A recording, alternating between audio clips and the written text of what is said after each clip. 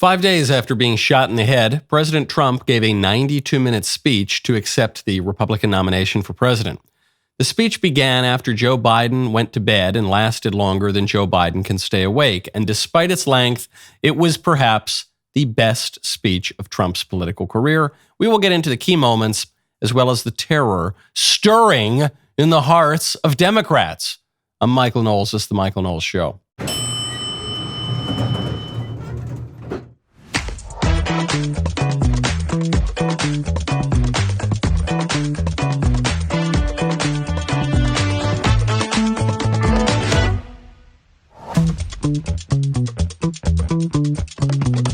Top sources are breaking the news that Biden is about to bow out imminently.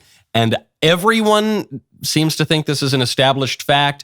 Biden, he's going to bow out in a minute. I remain skeptical. It could happen, but I remain skeptical, and I will get into why that is. First, though, I want your home to smell delicious, like a nice little spritz on the coast of Taormina, okay? It's a Sicilian summer, and you get your candles at thecandleclub.com. Thecandleclub.com. Head on over there today, and you'll get Wise Man, you'll get Creme de la Creme, you'll get Old Soul, you'll get the Mayflower line of candles. You could get PSL, even though it's not the fall. It's okay. The fall will be on us before we know it. And you can get Sicilian Summer, thecandleclub.com. Then, wherever you shop, and you got to go check out Kudos. Go to kudos.com, use code Knowles. What if there were an easy way to turn every purchase into free travel? Meet Kudos, your new favorite browser extension. It is a free AI-powered smart wallet that helps you unlock more rewards and benefits from your credit cards when you shop online. Kudos automatically picks the best card to use at over 2 million stores to guarantee that you'll always earn the highest rewards, points, or cash back. And with their partnership with the Points Guy, no more wasting time searching for the best offer. Kudos helps you discover new credit cards and gives you access to the best sign-up bonuses available. With Kudos, you never have to fill out your credit card info ever again. Kudos makes shopping super easy by autofilling your credit card info with just one click. Think of Kudos as Apple Pay, Honey, and NerdWallet all in one. Best part, Kudos is totally free. So if you are ready to start turning every purchase into more rewards, click the link below or visit joinkudos.com and sign up with code Knowles, K-N-O-W-L-E-S, to get $20 back after your first eligible purchase.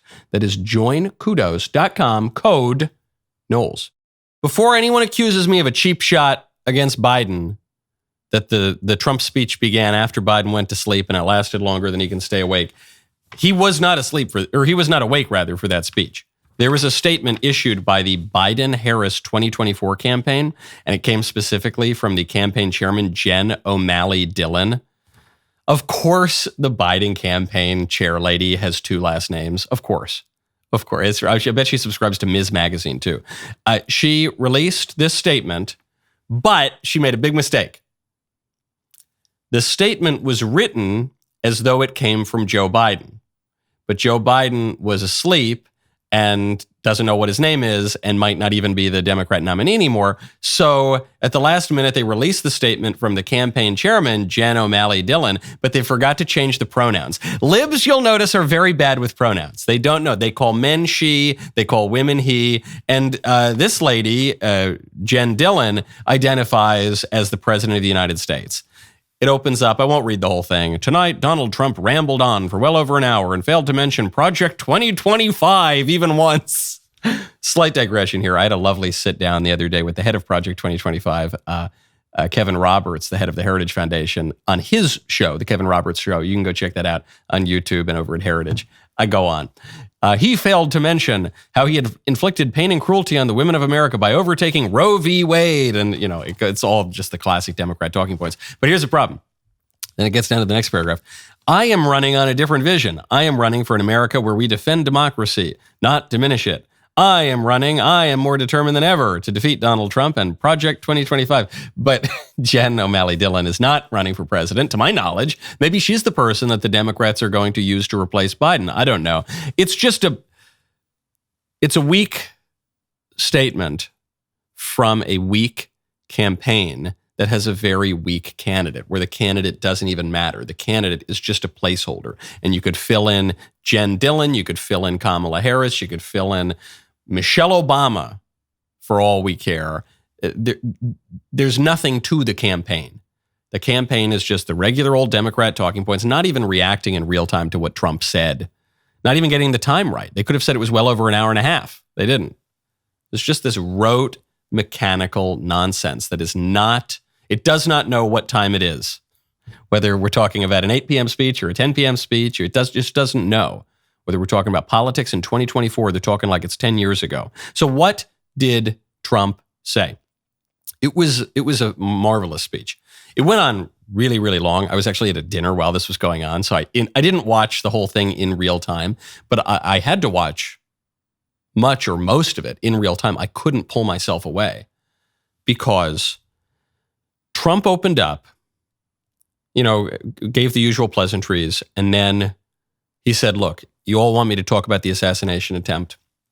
I'll talk about the assassination attempt, and you're only going to hear me talk about this once, so listen up. I will tell you exactly what happened, and you'll never hear it from me a second time because it's actually too painful to tell.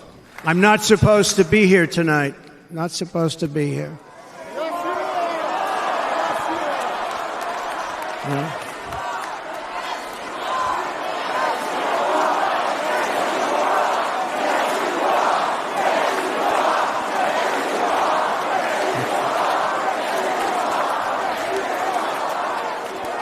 Thank you. But I'm not. And I'll tell you, I stand before you in this arena only by the grace of Almighty God.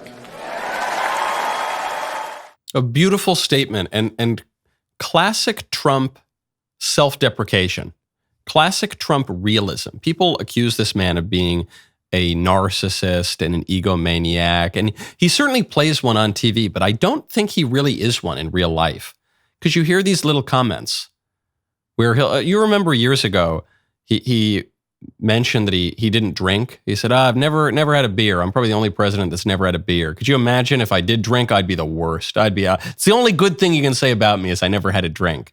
And it was just a little line, but for people who don't pay close attention to Trump's words, I think they sometimes believe this narrative, or they believe the character that he's a big narcissist and he thinks he can do no wrong. But that I don't think that's true. And you see this perfectly last night during the speech. He says, look, I'm not supposed to be here. And they're all chanting, yes, you are. Yes, you are. He goes, thanks for that.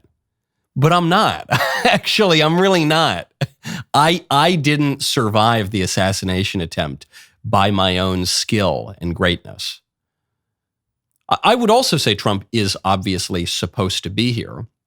But I think what he's saying is, according to the order of nature, I'm not supposed to be here. According to just the working out of people's free wills in the regular order of business, I should be dead right now. I am only alive by the order of grace. I'm only alive by this improbable, and I think most would say miraculous intervention. The fact that I looked at this chart that was on the projector just a nanosecond before the assassin's bullet flew. And so it hit my ear instead of blowing the back of my head off. And so I'm not supposed to be here. I'm here by the grace of God, which is a humble statement and a true statement. And Trump knows it's true. He knows it's so true that he actually corrects his adoring fans and says, no, guys, it's really, however miraculous you think it is, you don't understand. I totally owe my life to God. It has really nothing to do with me. Then you might have noticed if you were watching that clip, there's a firefighter's uniform on the side of the stage. Trump then spent a good deal of the speech addressing the supporter of his who was murdered by the assassin's bullet. There was one man killed at that rally, Corey Comparatore, and then there were two people who were critically injured but who happily have recovered, and many people who were scared, but didn't run away. Everyone showed really amazing courage under fire. Trump, when he made a special point to discuss this supporter who was murdered, and then he walked over and he kissed the guy's fire helmet. Corey, unfortunately, we have to use the past tense. He was incredible. He was a highly respected former fire chief, respected by everybody. Was accompanied by his wife, Helen, incredible woman. I spoke to her today, devastated, and 2 precious daughters. He lost his life selflessly acting as a human shield to protect them from flying bullets. He went right over the top of them and was hit. What a fine man he was.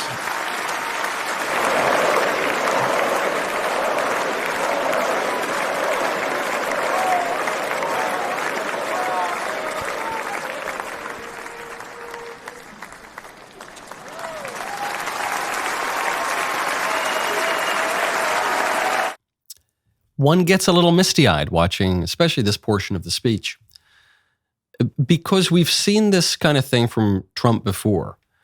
In some ways, we saw the prefiguring of this moment some years ago when Trump walked over. He said, I love America so much. He goes over, he hugs the American flag, and he kisses it. And it's a kind of funny, it's a comedic expression of something true, which is that Trump really loves America.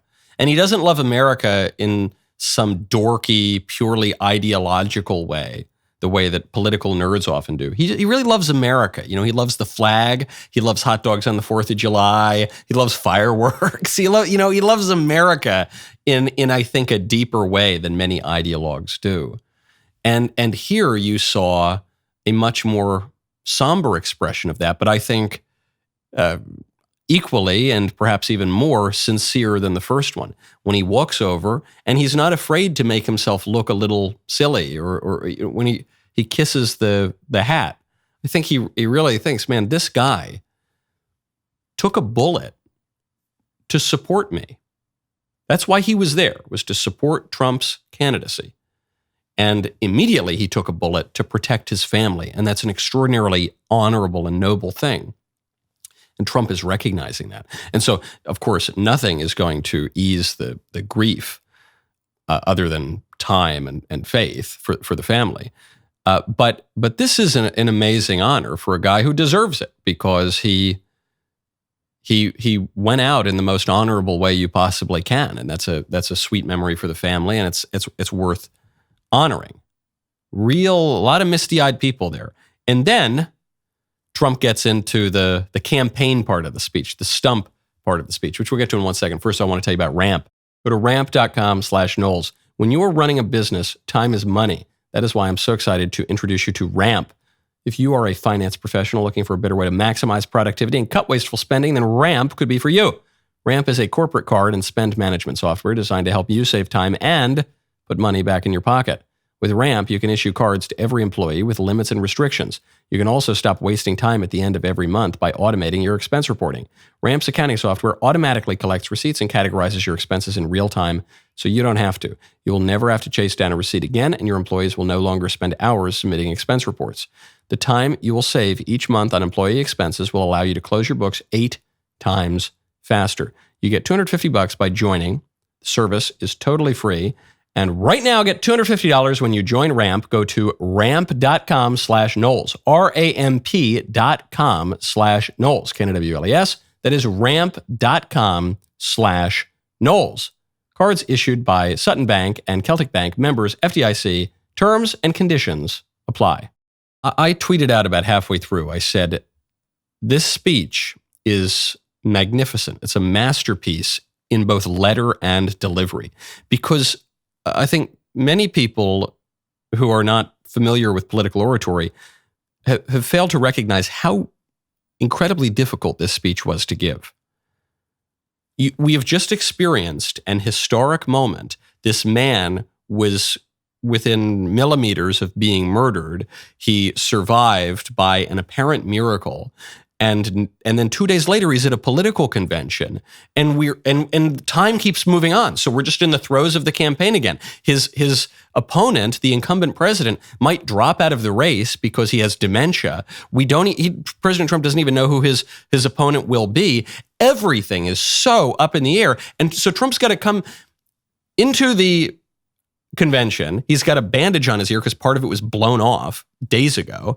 Then he's got to talk about this national trauma that just occurred and give his eyewitness account. He's got to relive the moment that he almost died and that one of his supporters did die. He's got to pay honor to the man who did die. And then he's got to give a convention speech. Then he's got to give a nomination acceptance speech. That is so difficult. And the big criticism that the speech is getting is that it went on too long. And it went on really long. By historical standards, it didn't go on extraordinarily long. But now we all have the attention span of a gnat, so nobody can pay attention to anything longer than a TikTok. It went on for 92 minutes. There is a rhetorical purpose for that length. Maybe Trump just went on and he just had a lot to say. The guy was almost murdered a few days ago. I think he could speak his mind.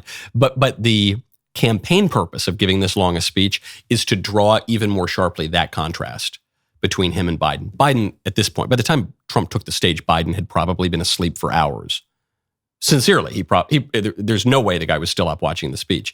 And there's no way Biden could have spoken at this length, with this clarity, with this energy, for even a fraction of the time Trump did. So it just from the perspective of a campaign, it is digging in and further highlighting the vast difference between these two candidates in terms of their energy, in terms of their focus, in terms of their mental acuity. So Trump gets into this portion of the speech where he talks about all of his accomplishments when he was in office. And one of the stranger things that he included, I think some people were scratching their heads, was his right to try regulations. Before I get into it at all, here's Trump talking about it. We got right to try. They were trying to get that for 52 years. Somebody's terminally ill, and hopefully there's nobody in this audience, but it does happen a lot. They're terminally ill and they can't use our new space age drugs and other things that we are way ahead. We have the greatest doctors in the world, the greatest laboratories in the world, and you can't do it. They've been trying to get that approved for 52 years. Wasn't that easy? The insurance companies didn't want to do it. They didn't want the risk. The labs didn't want to do it because if it didn't work, people are pretty far down the line toward death. They didn't want to do it. The doctors didn't want to have it on their records, so I got everybody into an office. 52 years they tried. Sounds simple, but it's not. And I got them to agree that somebody that needs it will, instead of going to Asia, Europe, or someplace, or if you have no money going home and dying, just die. We got them to sign an agreement, agree to it, where they're not going to sue anybody. They're going to get all of this stuff. They're going to get it really fast. And what's happened is we're saving thousands and thousands of lives. It's incredible.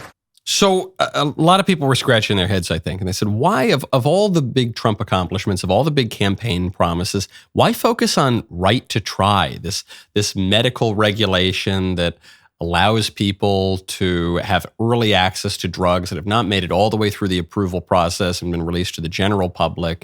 And furthermore, why wouldn't he define what right to try is? A lot of people don't know what right to try is. So why is he talking about it in this way? And I thought this was a perfect little window into Trump's oratory and rhetoric.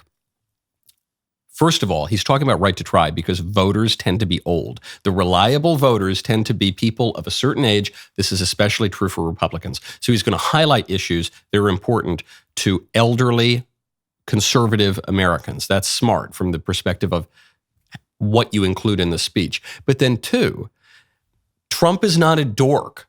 I've hit this point time and time again, and this is just another expression of it. Trump is a guy who speaks bluntly. He seems energetic. He's not pushing his glasses up his nose, writing some white paper at a think tank. So if he came out there and he said, and we did right to try. And what is right to try? Right to try is a deregulation of the medical industry, which is afraid of the trial lawyers, so they wouldn't allow people to have early access to certain drugs. So what we did was we moved up the number of weeks after the clinical trials to the people would be asleep. He doesn't define it. He doesn't explain like a professor does. He paints a picture. He describes like an artist would. That's the difference. And people are going to call my rhetoric hyperbolic now, but I've been saying this since 2016. Trump really does use the best words, folks. Trump has a sense of poetic diction. I know the libs are going to laugh and the Trump skeptics are going to laugh, but he really does. That's why his slogans are so powerful. That's how he recognized that "Make America Great Again," which was his slogan, sometimes used by Reagan. I think Nixon even used it once, but it wasn't the Republican slogan. He recognized this is powerful. Make America great again. This is mostly Saxon words, short, pithy, evocative words. America, I guess, is not a Saxon word because our continent is named after an Italian. But it's the name of the country. What are you going to do? Make America great again. It paints a picture in your mind. That's why he's so good with symbols. The red hat. When he brought out that hat, the first time it was a white hat. I actually have one of the original run of these hats back when it was white and blue. And he wore it and everyone made fun of him. Look at this big dumb hat, says "Make America Great Again." That symbol now is so powerful. He understands. He understands the symbol of the power suit with the power tie. The man wears a uniform, pretty much the same thing all the time. It just paints a picture for you. His nicknames for his opponents just paints a picture. There's Low Energy Jeb, there's Little Marco, there's whoever. And so here, you don't need to know the specifics of this one deregulation that Trump did in office. You just know, we did this before people were dying. There was death. They were going home to die. They couldn't live. And now people live instead of die. And it also pulls into the theme of the whole speech, which is, I was supposed to be dead. My opponents wanted me dead. They nearly left me dead. God saved me. Now I'm alive. We're gonna bring this country back to life is what we're going to do. Because politics is the medium through which we achieve not only our natural ends, but our supernatural ends. This is it, baby. We're not abstract spirits just floating around. We live in time and space. We are also bodies. We move in history, and we're doing it. And there's an intersection here. Reagan made this point during his famous Time for Choosing speech. Says there's something going on. When great forces are on the move in the world, we learn that we're spirits, not animals. And there's something going on in time and space and beyond time and space, which, whether we like it or not, spells destiny. You and I have a rendezvous with destiny. It's very similar kind of rhetoric. Not exactly the same words, but it's the same thrust.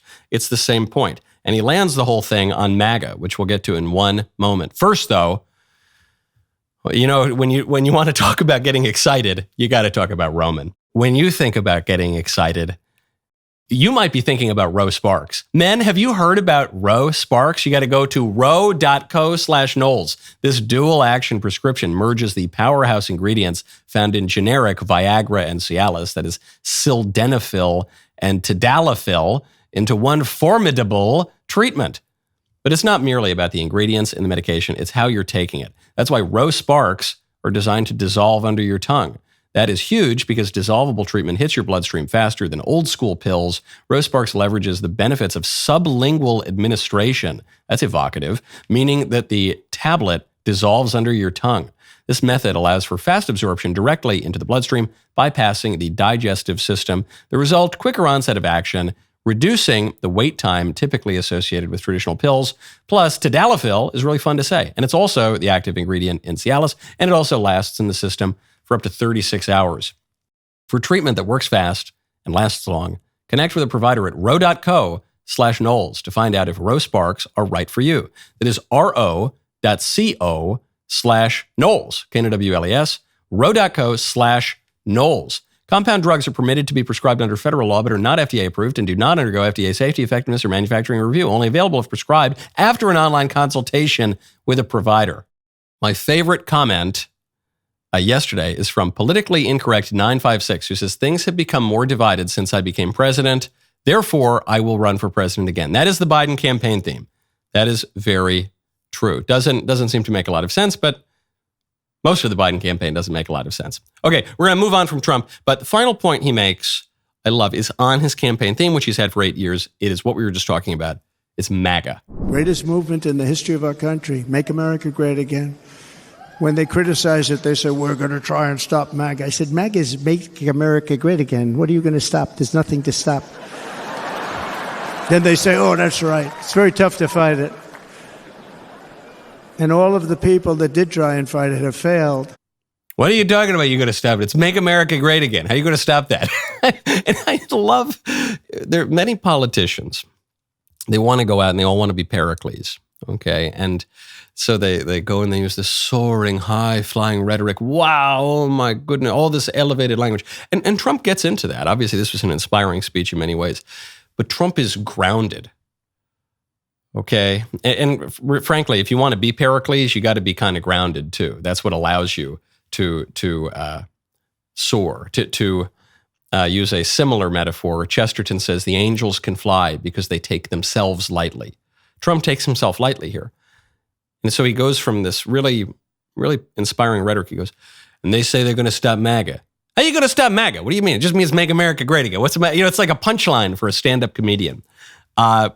Really, really a great speech. If it went on too long, I don't think it really matters, because all that matters from these speeches are the clips that go around. All that matters from the speeches are, rallying the delegates immediately. Trump had already done that. And the clips, they can be used in commercials. I think it achieved its purpose. I do wish Trump had taken the stage earlier. I wish that this had been seen more in prime time. There was some delay, half an hour, 45 minutes. I wish he'd taken the stage a little earlier so that more people could have seen it in real time. But I bet plenty of people are going to see this. This is the craziest election cycle of any of our lifetimes. The Trump rhetoric is so good. This is how you know it's so good. Not just, obviously, I'm a supporter of his, but you don't need to just take my word for it. Even the Biden campaign is using his rhetoric. Here is Democrat Congress lady Joyce Beatty, a Biden surrogate at a Biden-Harris campaign event. Listen to her rhetoric. So yes, this November, we're going to make America great again. Biden, the other day in the Oval Office address after the assassination attempt, Biden almost made the same mistake that his campaign surrogate just made. He's reading, obviously, from the teleprompter, and just before he makes the mistake, Biden actually seems to have been a little quicker-witted than his flax. So tonight, I'm asking every American to recommit, to make America, think about it. What's made America so special? And that's why I'm asking all of us to make America what? I'm gonna think about it. Why is America cool or whatever? Never mind. Who put that in my prompter? Who put the Trump slogan in my prompter? And this is the last thing the Biden campaign can do in defense of whichever speechwriter put the Trump line in the mouth of the surrogate and almost in the mouth of Joe Biden. The best chance that the Biden campaign has right now to beat Donald Trump is to just run the Trump campaign. Biden wants open borders. Trump wants to close the border. The American people want to close the border. The best shot Biden has is just to run on closing the border. The Biden campaign is running on kids. Trump doesn't want to kids. If Biden wants to improve his poll numbers, he should just adopt the Trump position on so many issues. They got nothing, which is why there is all of this talk about Biden potentially dropping out of the race. There's a report out from Axios right now. Dem sources say Biden will likely bow out. So this is from Axios, a lib publication, saying the most likely scenario is Biden bows out and endorses Harris, but also flicks to letting the delegates sort it out if the party feels otherwise. That would aim to diffuse any criticism that the Democratic Party was being undemocratic. Okay? We take it seriously. Harris would be hard to stop, perhaps impossible, if the Obamas and Clintons joined Biden, Representative James Clyburn, and the Congressional Black Caucus in backing her. It's not clear if the coronation would be so fast and clear, however. Okay. Now, Mark Halpern, who is a very prominent journalist, has a lot of access to liberal sources, wrote that book Game Change back in 2009, 2010. It says, breaking news, multiple sources outline the apparent state of play on Biden at this time. First, plans to announce withdrawal from nomination as early as this weekend, with Sunday most likely. 2, John Meacham, who's this awful liberal historian, talking head pundit guy, polishing up his remarks. Joe Biden will not resign the presidency. Biden will not endorse Harris. Open convention with Harris and about 3 others. Superdelegates will not be allowed to vote on the first ballot. Superdelegates are the Democrat Party elites that are not sent by the voters in the states to go choose the nominee. They're party elites who get to put their thumb on the scale. So they won't be able to vote on the first ballot. Harris is vetting at least 4 possible running mates, including Andy Beshear and possibly Shapiro. Shapiro being the Democrat governor of Pennsylvania. Wow, that's weird. Those are conflicting reports. And Axios is credible talking to the left. Mark Halpern is credible talking to the left. So what is it? What's going on? I still don't buy it. I'm not saying, look, if Saturday or even this afternoon, if it comes and Biden says I won't run again, I won't be really that surprised. But if you asked me to make a bet right now, put a gun to my head, some small amount of money, I still think there is a very good chance Biden just remains the nominee. No, I think maybe the sole voice left in politics who is saying, not that he will be the nominee, just that there is still a very good chance that he's the nominee because he wants to be the nominee. He's wanted to be president forever. It's very difficult for him to drop out of the race and not resign the presidency. This ain't LBJ in the 60s. This ain't LBJ saying, I will not seek nor will I accept my party's nomination for president because I won't win. Because the Vietnam War destroyed my ability to win re-election. That's not what's going on here. Because external circumstances have harmed my political odds. No, this is Joe Biden saying my brain turned to pudding, and so I'm not mentally and physically able to do the job. Well, if you're not able to do the job starting in January, then you probably aren't able to do the job now, right? So how does he drop out of the race without resigning the presidency? Very difficult to do that if you're him. Also, I don't think Joe Biden likes Kamala Harris because Kamala Harris's whole campaign was about how he's a big racist. So I don't think there's any love lost between those two. What does Biden have to gain by dropping out? What does he have to lose by staying in? Not very much. Biden's got the delegates. He can stay in if he wants to. And here's the other reason why, look, maybe this decision hasn't been made yet. Maybe Biden's leaning one way or the other. If I'm the Democrats, I see no reason to believe that anybody else would really do better. There's a new A+ poll out. It comes from Survey USA, pitting Trump against Biden, against Harris, against Gavin Newsom, and against the fever dream of Michelle Obama. This is Republicans' favorite fan fiction to write. Oh, Michelle's going to get in, and Michelle's going to win a zillion states, which I don't buy for a second. I don't think Michelle Obama wants it, and I don't think she's particularly popular. Her husband was popular. She's not very popular. She's a woman who said she was never proud of her country until it elected her husband. She's not that likable a person. Well, here's what the poll says. Trump beats Biden, and he beats Harris, and he beats Newsom, and he ties Michelle. Forget Michelle wins 50 states. They're tied. Even Michelle is tied. And by the way, the moment any of these people actually get into the race, their poll numbers will drop. Every candidate looks stronger before they run. Hillary Clinton looked a lot stronger. Her poll numbers, her approval rating was way better before she declared she was going to run in 2016. So if now, at the highest point that these people are ever going to have an approval rating, even in this crazy election cycle where I guess nothing's really predictable because we haven't seen anything like this before, I just don't see any mojo for any of these people. So if you're Biden, you're going to get out of the race because you need to make way for a woman who also loses to Trump? Or you got to make way for a man who, it would be hard for him to skip over Kamala Harris, but Gavin Newsom, who gets destroyed by Trump, according to this poll. He's losing to Trump by 11 points, according to a pretty reliable poll. Or for what? Even Michelle Obama, the Hail Mary play, who ties Trump? You're going to get out for that? I don't think so. If I were Biden, I would stick it out. That's what I would do. And I'm not even saying that because I want Biden to stay in because I think it's kind of funny and helpful to us and predictable at least. That's what I would do if I were him. And that's why I'm trying to put myself in his shoes. Why would he get out? Unless he just really can't wake up anymore, why would he get out? He might still do it because he's not in command of his faculties. But if he's got any command left, Joe, come on, don't subvert democracy. Give the people their choice. This week, we witnessed history, obviously. Failed assassination attempt President Trump throwing his fist in the air. And then last night, he appears to accept the GOP nomination to become the 47th president of the United States. As motivated as we are, this election is not over. Join us in the fight for truth and a better America at the Daily Wire. Go to dailywire.com. You can get 47% off annual memberships with code FIGHT. And we can't do this without you. So right now, get 47% off with code FIGHT. Speaking of the Trumps, this week I sat down with Donald Trump Jr. for his first long interview after the assassination attempt on his father and the miraculous moment that saved President Trump's life. Check out the teaser. I got a call, 6:15, whatever it was. Your dad's been shot.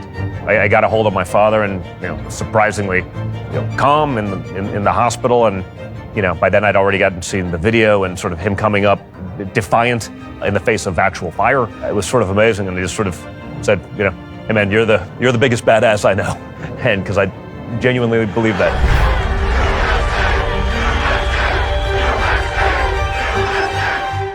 Watch that episode now at the Michael Knowles YouTube channel and subscribe to watch the ad-free version on Daily Wire Plus.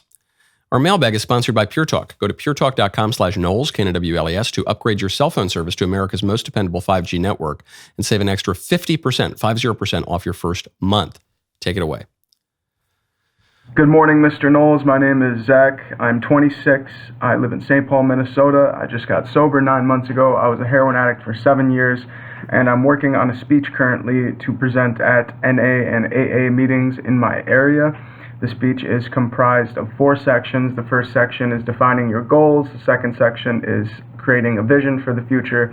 The third is setting goals to work towards that vision. And the fourth section is application, how to bring all that together. For my values section, I am confronted with a question of how do I know that my values are good and correct? And for that, I am referencing Immanuel Kant's categorical imperative and his moral philosophy of moral absolutism, and David Hume's moral philosophy of moral relativism. And I'm trying to combine the two by way of Aristotle's philosophy on virtue and the disposition of virtue and the transformation of one's desires towards the good through that virtue and disposition to virtue. My question is, how would I go about doing this? I'm not exactly stuck, but I could use some input as someone as educated as yourself. I'm an autodidact, and I'm just now learning all this stuff, so anything you would have to say about this would be much appreciated, or if you think I'm completely wrong and should do something else, I'd love to hear any input you have. Thanks for all you do, and congratulations on the new kid. Thank you. Hey, that's great. And congratulations on all of your achievements, obviously, that you're now going to speak about and try to help other people.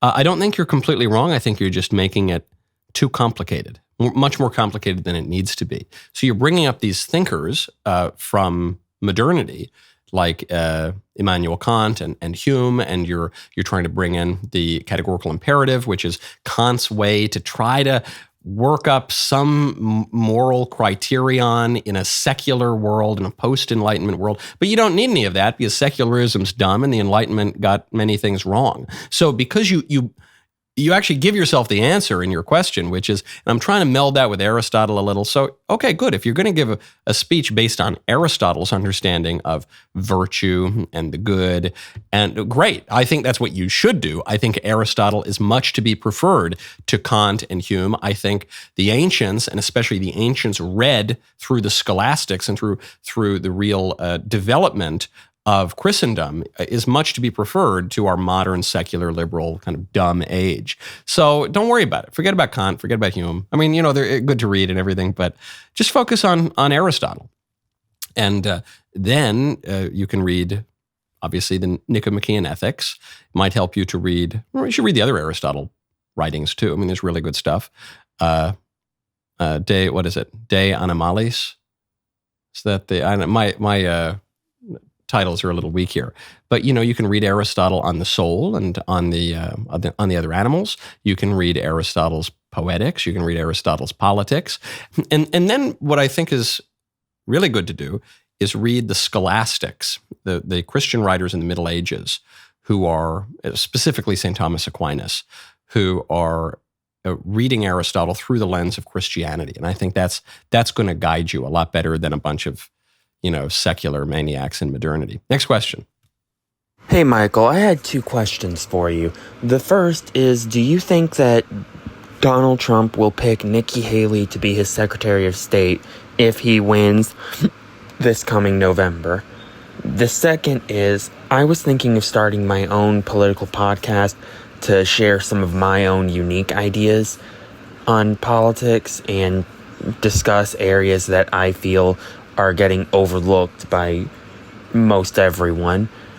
But did you have any suggestions or tips to help me out? Thanks. Yes. I don't think he's going to pick Haley to be the Secretary of State. It's possible, I guess, but he has no reason to do that. Haley ran a very tough campaign against him and stayed in a long time. So they've kissed and made up, and she was able to speak at the RNC, and I think that was mutually beneficial. But, Trump can sometimes be a little rough on his former competitors. So I don't really see that happening. If I were Nikki Haley, I would advise against going to any dinners with photographers to discuss that job. As you remember, Trump humiliated Mitt Romney that way. After Romney had attacked Trump for a long time, Trump said, okay, well, Mitt, you want to be Secretary of State? Let's go talk about it over dinner. And there's this awful dinner where Romney looks totally weak and sheepish, and Trump is grinning like the Cheshire Cat. And then, of course, he didn't give him the job. So, they've kissed and made up. They're both, tough people with thick skin. Maybe Nikki would play some role in administration, but I don't see Trump giving her a top spot. As for a political podcast, every white man between the ages of 16 and 55 has a podcast, and I think is by statute obligated to have a podcast these days. I don't know when that happened, but I would recommend, if you have a perspective that is not being represented in the political media space, then that's good. There's your first step. It's, you don't want to start a podcast if you're just parroting everybody else. But what I would recommend is start with a tweet, and then maybe move up to a column, and then maybe do an Instagram reel or a TikTok, and then and only then maybe move to a podcast. There's an old line, which is that most books should be essays and most essays should not be written. And I think that holds true for audio and video as well. A podcast, what's that going to be? Minimum 20, 25 minutes, could be 45 minutes or an hour or 2 or 3 hours. Do you have that much to say? I don't know. Most people who have podcasts don't have that much to say. But I would test it out first.